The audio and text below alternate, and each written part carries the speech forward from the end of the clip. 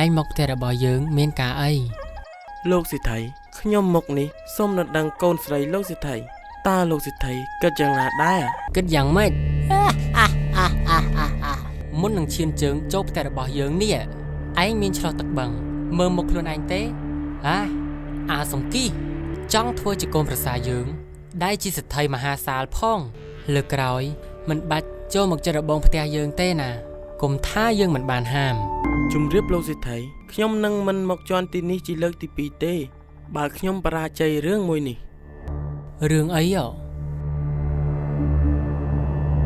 សូមអនុញ្ញាតលោកសិទ្ធិសូមឲ្យកូនស្រីលោកមកឆ្លើយថានាងព្រមទទួលខ្ញុំឬអត់បើនាងមិនព្រមខ្ញុំនឹងធ្វើតាមសន្យា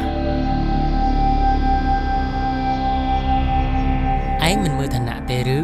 មកហ៊ានដាក់លក្ខខណ្ឌជាមួយយើងផងឆាប់ចេញពីផ្ទះយើងទៅ